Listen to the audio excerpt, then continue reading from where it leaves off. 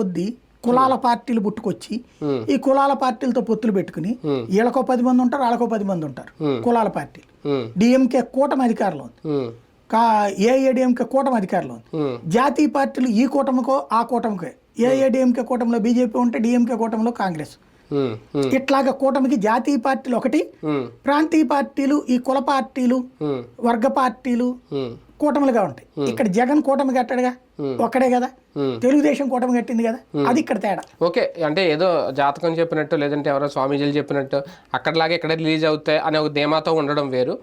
దీంతో పాటు సూపర్ 6 అమలు చేయలేకపోతున్నారు, డెవలప్మెంట్కి నిధులు కూడా వచ్చే పరిస్థితి లేదు, సంపద సృష్టి అనేది అంత ఈజీ కాదు.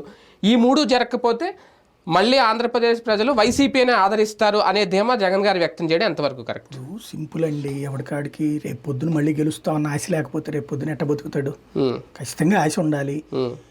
అవన్నిటిని చూసి ఓటేస్తారు లేదా అన్నది ఇప్పటికిప్పుడు ఊహించుకోవడం కష్టం.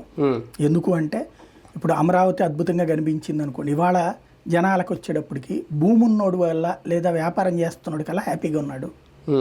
ఎందుకంటే వ్యాపారాలు పెరుగుతున్నాయి, భూమి విలువ పెరిగిపోయింది అన్నటువంటి.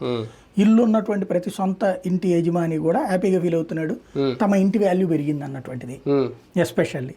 అలాగే పొలం ఉన్నటువంటి వాడి కల్లా పొలం వాల్యూ పెరిగిందని సంతోషపడుతున్నాడు. మరి ఆ వర్గాల సంతోషం కూడా చూడాలి కదా. 5 ఏళ్ల తర్వాత రాజు ఎవడో రెడ్డి ఎవడో, ఈ లోపు జగన్మోహన్ రెడ్డి బయట ఉంటాడా, జైల్లో ఉంటాడా, లేకపోతే అతని వెనకాల వైఎస్ఆర్ కాంగ్రెస్ పార్టీ నిలబడతాదా లేదా, ఇవన్నీ చాలా ఉంటాయి. కాకపోతే క్యాడర్ లో జోష్ ఉండాలి కదా, కాబట్టి చెప్తా ఉండాలి. వైసీపీ నాయకులు మళ్ళీ సైలెంట్ అడగకూడదు, డీలా పడకూడదు. దాని గురించి చెప్తున్న మాటలుగానే చూడాలి.